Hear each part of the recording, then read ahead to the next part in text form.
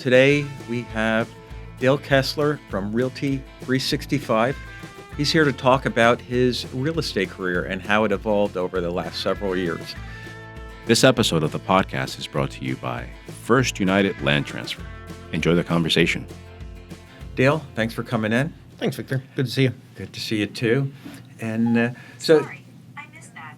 Could you say it again, please? we have an extra guest here. Okay, we're going to have to tell Siri to just stand back a little bit. Okay. So, my impression of you and your career, for years we used to deal with doing title on bank-owned properties. Your name was involved in the transaction. I never actually got to meet you until probably a few years ago. All the documents would be done electronically. The wire for the earnest money would show up. And so tell us a little bit about your career, how you got started, and where you're going today. So it's a pretty common theme for me to not show up to the closings historically with dealing with the bank owns because, in a sense, my client's not there. My client is the bank. They're not showing up to the closing. We handle all that documentation prior to us actually getting to the closing table. So the only reason for me to go there would be to pick up a check. Mm-hmm. And that's kind of the way I saw it. So we would just have those checks mailed over. So it kept me from having a real personal relationship with a lot of people. And in the last couple years, we're starting to change that as we start to do more traditional deals. My history is I grew up in the Pocono area, small town called Penargil. Northampton County? Yep, Northampton County. And then wasn't a very good student, went to community college. I think I graduated high school with a 1.93 or something like that. Mm-hmm. So when you went into the last day of school and you had to take those tests with the little Scantron sheets and fill the holes in, if I knew I could get a 0 on that test, I literally would walk in there and fill the holes in and I'd walk out. I didn't care. It wasn't something important to me. But when I went to community college, I realized that I didn't want to work in a factory. I wanted to be something more. So I started to apply myself. And pretty quickly I realized the hard work would pay off. So in community college, I eventually transferred to Lehigh, got my degree in accounting, and worked for, at the time, was a Big 5 accounting firm, KPMG. Was an auditor for them for a couple years. And, eventually I went back to Lehigh for my master's. And while I was there, I took a job with Pete Ramos over at Century 21. Very well known, yes. His son owns a construction company, Pete Jr. And, I ended up running his office, which eventually became a full-time job. And I saw agents making money on the real estate side of the business because he shared space with his father. And I figured, I could do the CPA exam. I'm sure I could pass the real estate test. What year was this? Early 2000s. Okay. I think I've been in business since around 2004. So somewhere around 2004. And once I got my license, within 2 or 3 months, I had a couple investors, sold about 4, 5, 6 properties, realized that was the direction I really wanted to go. Stayed at Century 21 for a brief period, eventually went to Keller Williams. Keller Williams is a great company. They have the systems in place to teach you how to get to the next level, and that was really important to me. But somewhere along the way, with my accounting background, my desire to learn about the investment properties, eventually for my own benefit, I figured if I'm working with these investors, eventually if I want to buy properties myself, I can get paid to learn how to do what they do. So that was my push towards investors. Okay. Have you ever worked with residential buyers? I did, and I have most recently, I think this last year, I've probably worked with about 30, 40 residential buyers, both on the listing side and the purchase side. Okay. So in the beginning, it was, when you first get in, it's where do I belong? Okay. What I was told constantly, you got to find a niche, you got to find something that resonates with you or that you can do better than someone else. I think that applies to just about any type of business. How do you set yourself apart? Correct. And again, just getting your feet wet, you got to figure these things out. I was late 20s, just trying to figure out where I belong. So started putting offers in on bank-owned homes. At the time, Jack Gross was and still is the man, when it comes to buying those kind of properties. Just a great agent, knows the business very well. And I decided that there wasn't a lot of competition there at the time. And I just did an analysis on it with my business background and said, this fits with me. I understand the construction side. I understand the accounting side. I can help investors set up LLCs, do 1031 exchanges. I understand all those things. That's my differentiating factor. So eventually I just decided I wanted to get into working with the bank-owned stuff. And, I made a decision. So this is while you're at Keller Williams now? While I'm at Keller Williams. Okay. I made a decision that I will not take another retail listing. The next listing I take, no matter what it is, it's going to be bank-owned, no matter what. It's bank-owned. That's it. I don't care if it's 5 years. I'm not freaking doing it. I'm going after this. And I didn't take a listing till it was a bank-owned. Because I worked at it so diligently, eventually I hooked up with my current broker. He owns my company, formerly known as REO Complete. It's what we're known for here. We've just recently had a name change. I've actually purchased the company. And he told me more in a 10-minute conversation than anybody told me in 2 years. The people at Keller Williams, it was very much like a family. But there were people in Keller Williams that were not in my market that had the bank-owned stuff that I reached out to that were just unwilling to share. And it turned me off. This gentleman brought me in under his wing and really, when I got my first listing, showed me exactly what to do and how to do. So, Now, what year was this? And was this in where that industry was emerging, the bank-owns were starting to increase every year? Again, it was a timing. So timing is everything. Sure. Yeah, it was. People say the harder I work, the luckier I get, and I live by that. I just lived, breathed, ate real estate, and it's all I did. I sacrificed everything at the time, and including, my health. Yeah, I still worked out, but I wasn't necessarily eating very healthy. I would just get the gym in, and it wasn't focused, and my health was paying the price for that. I had minimal endurance, and again, that's a big aspect of my life is my health. And You're talking about your late 20s now, right? Yep. Okay. So I'm in my late 20s, into my early 30s, just getting started with the bank-owned stuff, and I was 100% focused on the business. I was probably 3 to 5 nights a week sleeping in my office, never going home. Now, your office, has it always been in Allentown? Yes, my office has always. So my main office, I have a second office down in Langhorne, PA. Okay. That technically is the main office, but I've always worked out of the Allentown area. Okay. I started out in the back office of a bail bonds company. So a buddy of mine owned a bail bonds company, and he had some space that he wanted to sublease, and I needed somewhere to go separate from my house, so I leased it. Okay. And that's kind of where I got started, and then that was our first office. Was that Joe? No, it was actually. 'Cause I know Joe had a bail bonds company. This guy Jesse Shive, he owned SBI bail bonds. I went there first. Eventually, I went up to around 10th and Hamilton, next to Delicioso's Pizzeria. I had a spot there. Joe Gonzalez owned that building, and I kind of took care of that. I remember when Joey was there. And then eventually, I purchased my current building at 34 South Fifth Street, and moved my operation there. Okay. So kept it pretty low key and private. Not given so much can be done technology wise.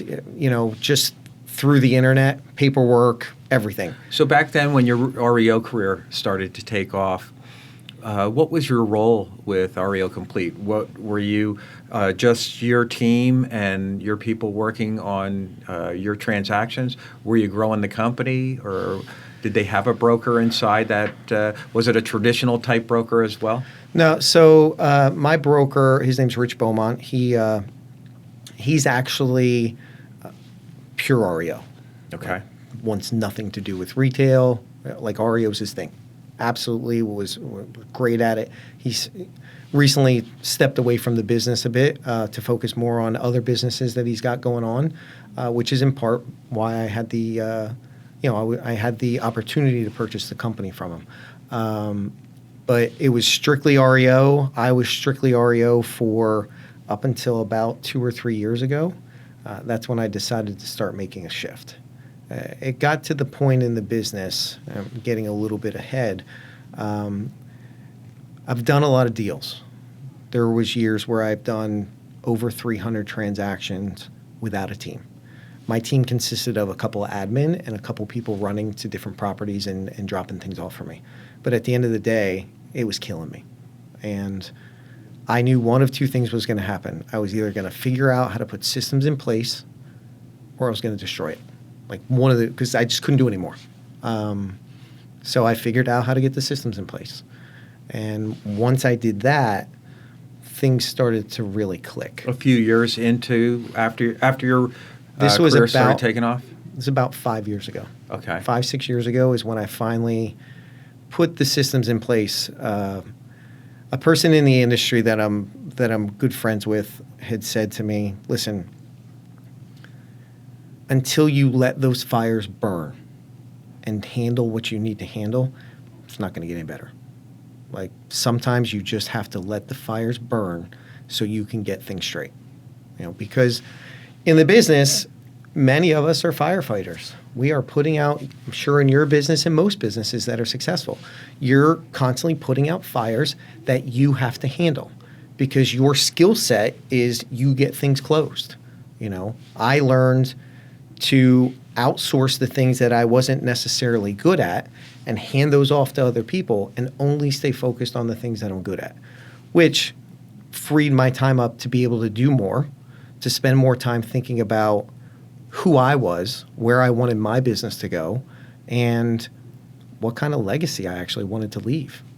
Because up to that point, there was no thoughts of legacy. There was no thoughts of growing a business. It was all about me, and that's it. That's all I cared about was me. And caring about yourself is very important, but doing it in the right way. There's times you need to be selfish.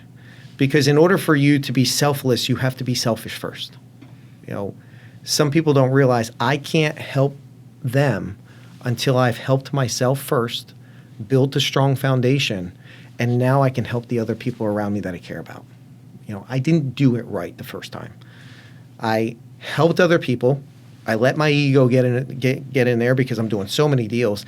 There's nobody touching me in the market. As an individual agent, there was no one touching me. And I let my ego get in the way.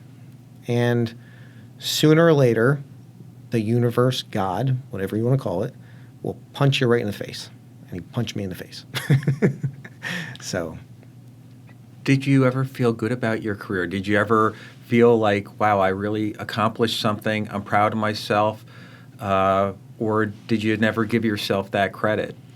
I did. I felt a huge sense of accomplishment within the business. I remember when I would look at the top people in the valley and the kind of numbers they were doing, and I was like, I can't even sell 10, 15 properties. Now, was this a different business model, the top 15? Were they doing residential, commercial, or mix, or were they doing bank? I didn't really know. Okay. So, sometimes ignorance is bliss, which is the old saying, and it's true. But as you start to understand numbers and understand things and break down people's businesses, on the surface you see them as successful because they're closing X number of deals. But when you really break it down, you start to realize how they actually acquired that business, and it makes sense. So at the time, I was looking at the top people that were closing 200, 300, 400 deals. And I was like, wow, I can't even close 15, 20 deals. How in the world are they doing that? That's almost impossible. But eventually I got to the place where I was closing those number of deals. And, I had to step back and say, listen, what did you say before you got started? Because there were times that I couldn't get to some of these agents, and it was very frustrating. I was like, I said to myself before I became successful, if I ever get there, I will never be that way. Like, I'll never act that way. I will always be accessible. I won't forget where I've come from. And I never wanted to be that. And eventually I turned into that person. I wasn't accessible. I wasn't taking phone calls. I was turning people away, and I was becoming everything I didn't want to become. Never really forgot where I came from, but started to. And thankfully, I realized I'm forgetting these things, and this is part of the problem. So there were a couple key things like that actually caused me to open my mind up to something different and took me down a different path, which has gotten me to kind of where I am now. Well, I think we all evolve as people. I look back 20, 30, even 40 years ago. I'm certainly not the same person I was as a young adult. I felt a certain arrogance when I had success in business, but it wasn't until I had a failure or two until it humbles you and makes you appreciate the things that you do have. And so I think most people, they don't, or most people, entrepreneurs, people in business, hopefully they don't see failures as failures, but maybe the opportunities to move forward and to change things, things that didn't work. And today, given the technology and the transparency that we can have, so many people want you to believe that their life is 100% okay and on point. I try to bring a little different flavor. Like, if you want to love part of me, you have to love all of me. That includes my light and my dark. And there's a crazy asshole in there, and there's also a super fun-loving guy. And I don't try to hide that from anyone. But also wrapping it up a little nicer, bringing things across to people in the right way goes a long way.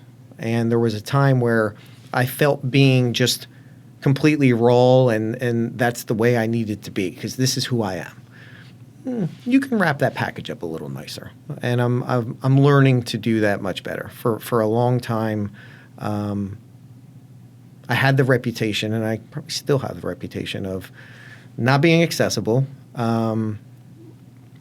not being super helpful, just more or less than anything, just not answering the phone, and it was difficult to get a hold of me. But what people don't understand is when you get to a point and you're doing so many transactions, you can only be so accessible. So what I've tried to do now is make it so that the agents can answer their own questions. So when I'm posting things for sale, I'll give them directions, and it's pretty inclusive. When they actually get accepted offers, it's very inclusive on step-by-step exactly what to do. But now I'm taking it a step further. I'm actually starting to give some educational stuff. I tell people, which sometimes it doesn't rub anyone the wrong way, but kind of like a drug dealer. Your first one's free. So when you're looking to purchase a property, if you are not pre-approved with a mortgage and we're working with you, we'll show you the first house. After the first one, all I ask is you get pre-approved. We need to talk to a lender, because without talking to a lender, we really don't. We're just throwing darts at the wall. We don't know what we're trying to get to accomplish, and we don't know where you're at. So in order to know where you're going to go, you have to know where you're at. I think that's the first thing pretty much a newly licensed realtor would learn, that get your client pre-approved. And I was a stickler for, if you are not pre-approved and you don't give that to me, I will not show you a house. Listen, everybody can do their business in their own way, but I'm open to change, and some of the people that I work with from a coaching perspective open my mind to, what about if you did it this way? How do you feel about that?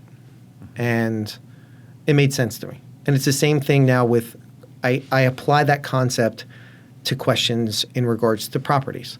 So an agent who's newer in the business or who I haven't really dealt with too much, I have no problem taking their calls and helping them out on the phone, especially if they're honest with me up front. Listen, the bank-owned listing that you have, this is the first time I'm doing this. I don't really know. Here's the things I've done already, but I'm not sure about this. I will spend an hour on the phone with you if it takes that. Thank you for being honest and not trying to fake it till you make it. So the other thing is, if you're a more seasoned agent and you're calling me with questions, I'll answer those questions. But in the future, if you haven't done your homework and you just want me to give you the easy answer, I'm going to ask that you just do some homework first or look in these specific places to try to find answers. Okay.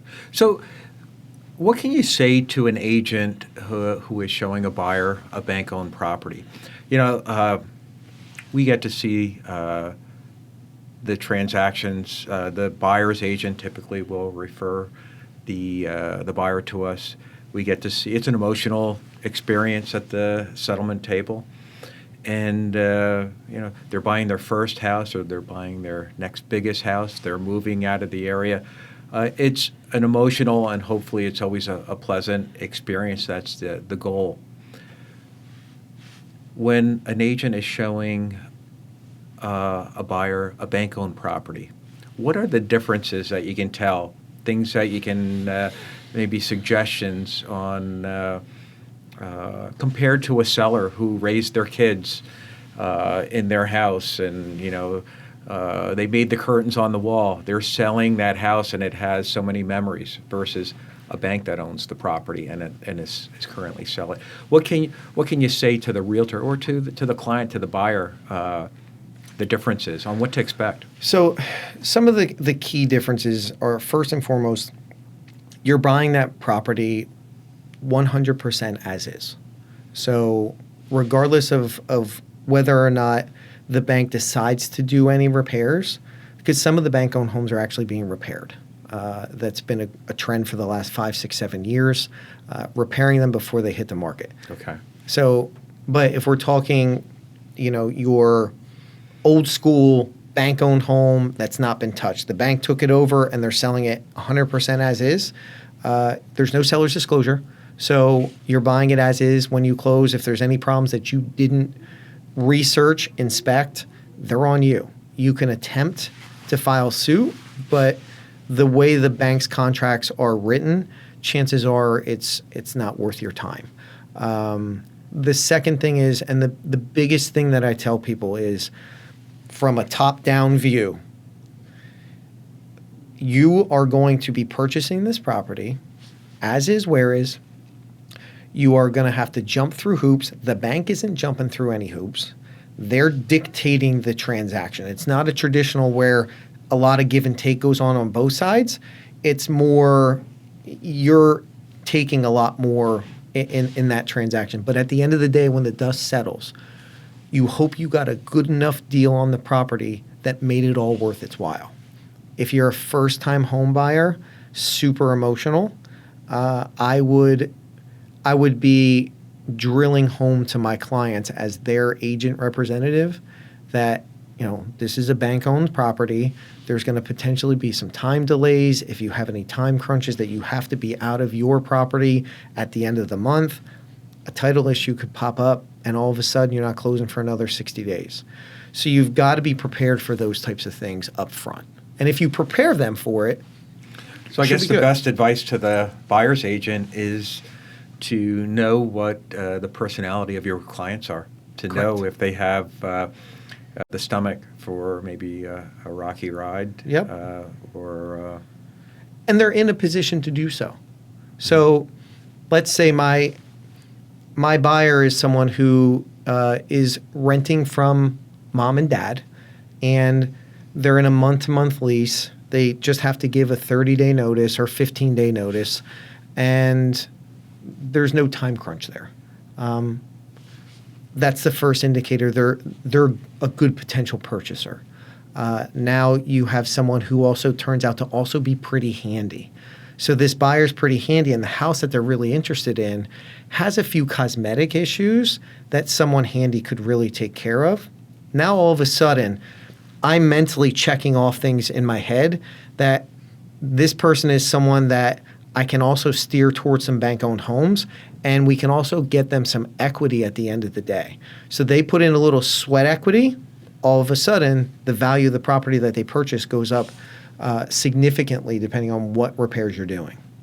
So I know for buyers, there's renovation loans, FHA renovation loans, it's 203K, I Correct. believe. What about traditional FHA loans to buy a bank-owned property? Are those challenges with the appraisals and the inspections? Is that something that's common? It is common. So as the agent representing the buyer, it's their duty to make sure that they understand when they walk into that property what to look for. So they should really be having a good conversation. Most agents say, listen, I'm not a lender. I don't approach my business that way, because if I knew nothing about lending, how in the world, when I'm standing in the supermarket, am I going to have a conversation, spark a conversation with the guy in front of me or behind me, shooting the shit? Where are you from? Oh, you renting? You don't mind me asking, what are you paying rent? Do you know that you could actually buy a house in this neighborhood over here? Because it also sounds like you have kids, or I see your kids. You could purchase a house for the same amount you're paying in rent. You could purchase a house in this potentially better school district, or this area that you really want to be. Well, I never really explored that.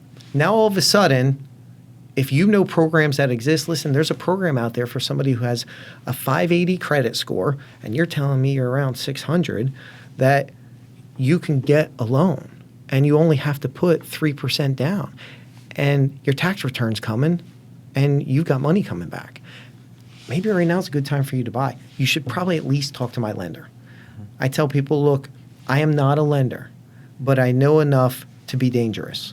So I can help you understand there's something out there that you may not have to rent anymore, and you can actually buy a house in a better area and many times spend less money per month.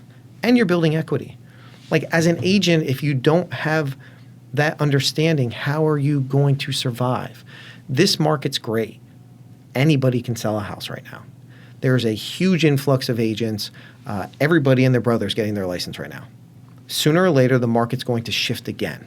And the only people who are going to survive are the ones who were willing to put their time in to learn about title, to learn about mortgages, to learn about everything there is to know about the home inspection, real estate, systems, kitchens, baths, what to look for, what kind of houses work for this type of person, reading people, what kind of people are they? Are they type A? What are they? Like, there's a lot involved in selling real estate. Some people think it's easy. And I tell those people, which I saw a saying on Facebook or somewhere, that you're not paying me for this deal, you're paying me for the last 15 years of my education. That's where my value comes from. And that's where my value comes from. I've probably closed in the last 12, 15 years over 2,300 transactions. And I'm not an overly intelligent person. I've just worked really hard. But by seeing all of those transactions, especially from the bank-owned side, I've seen a lot of things that can go right and wrong. Every possible situation. Correct. Not necessarily every possible, Almost, but a good chunk of them. There's always new things around the corner. So then I can better educate the buyers. I can better educate regular sellers, my bank-owned clients, pretty much everybody. It adds value. Yeah. So you said the market is going to shift. From everything I hear, people telling me, realtors, lenders, people in the industry, they say that we should see another year, 2020, like we did for 2019. Right now, everybody would say that there's not enough residential homes for sale within a certain price range, and there's more buyers. So if it shifts, where do you see it? Do you see it shift in values, or do you see it shift in interest rates, or buyers and sellers? How do you see it shifting? Well, there's a lot of factors that play into it. So now, we have international markets. We have student loan debt at all-time highs. How is that going to actually impact the real estate industry, the stock markets? Those are all intertwined. So for me to sit here and say I know where it's specifically going to go or come from, I have no idea. I'd be totally honest. I have no idea where it's going to come from. We just know it's going to come. There's always the cycle. Sometimes I wonder if even the economists have any idea. Yeah, and a lot of times they don't. And look, there's a lot of artificial. They're artificially, in a sense, holding down interest rates. So because government officials are making certain decisions on keeping interest rates at a certain level, that is, in a sense, not allowing pure capitalism to do its thing. And when you do that for too long, something else is going to give. And what that something else is, I don't know. But I do know right now there's an all-time low for housing. So they need builders. So builders are going to start building again. And what happened the last time? Builders were left holding so many properties. Yeah. They couldn't sell. They had to give away, or they ended up getting foreclosed on. And then all those properties were half done, went to someone else through foreclosure sale. I remember 2004, 5, 6.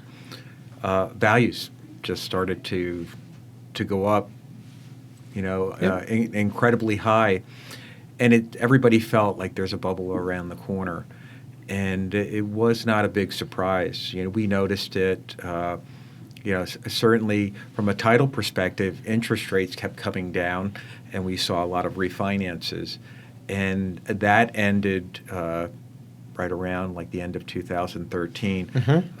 The real estate bubble was somewhere around 2007, 2008, and that was pretty drastic. But it doesn't seem like the indications would say that if there is a shift, it would be very drastic, like within a few months or even a year, I think. What's your thoughts on that? Do you feel like there's any indications where if there is a shift, it would be drastic? I don't. I think we learned our lesson from the last one to a degree. So we learned our lesson just like when the stock market crashed back in the day.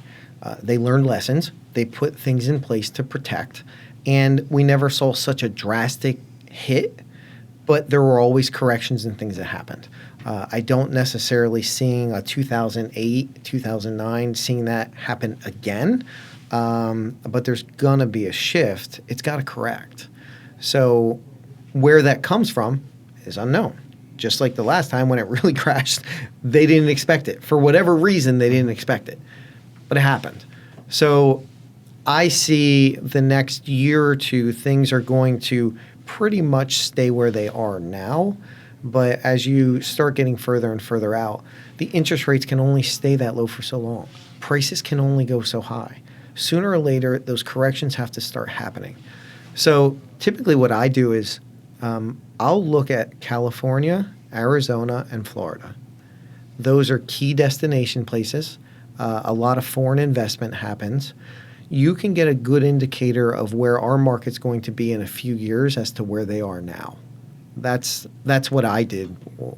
Back when the market crashed, they were crashing 2 to 3 years before us, and then it finally hit us here. Didn't hit us as drastic. Again, why? Because there was a lot of foreign investment in those areas, and those foreign investors would come in and depending on where the dollar was to the yen or all those different things, they would be able to purchase properties. We don't get a lot of foreign investment here, so the market didn't fluctuate as much. We obviously had a good amount of foreclosures, but nothing as drastic as like Southern California and South Florida. Everything was a foreclosure, and the values just plummeted so fast. They didn't know what hit them when it hit them. We didn't see such a drastic shift. So that's, in my opinion, why we still have some coming through the pipe. So there are a lot of realtors in the Lehigh Valley that would be curious about how to work with putting an offer in on a bank-owned property. What can you say to that? And how would you be available? Would you be accessible if realtors would have questions? Yeah, definitely. So as far as putting offers in, so in the MLS, there's a spot in there, agent remarks, and that gives you instructions on how to put, if it's my listing, okay. It tells you specifically on what you need to do. So over the last few years, things have evolved where a lot of these offers are being made on the websites. So instead of sending me the offer directly and me running through it, you just upload them into a portal. So all my listings will direct you on specifically how those things are handled. If someone's interested in finding out a little bit more about the property, again, I always just tell people, look, we don't dig too much. So my job is to go out, see what's there, and value it. So what I see is pretty much what they see. So if an agent goes into a property and they're making an offer, and their offer is an FHA offer, but when they were in the property, they went into the basement, they didn't take notice all the copper was gone. Well, as is, no copper, FHA loan, mechanicals have to be on. That's not going to work. So again, newer agents, it's like when we first started driving, and when I first started driving stick, how am I supposed to shift, steer, look around, turn signal, and everything else at the same time? At first it was hard, but as you get used to it and you get good at it, you can do that and more. So newer agents, it's just going to seem like there's a lot of steps there, but as you get more seasoned, it'll become second nature. So you really just need to pay attention to what it says in the MLS. When you're in a property, pay attention to these things. When you're in the basement, if your client's financed, what kind of financing are they getting? Keep your eyes peeled. If you're getting an FHA loan, if you are getting USDA, just know what the requirements are for those types of loans. Get with your lender partner. Just get with them. I've got a couple great lender partners that I work with currently. They've got a multitude of products that fit pretty much any buyer's needs. So from doing 203K rehab loan type properties to conventional financing that actually doesn't require utilities to be on and doesn't actually even require you to escrow for certain repairs. So there's products out there that you could actually use for your clients. Now, you also, again, have to take your clients in mind.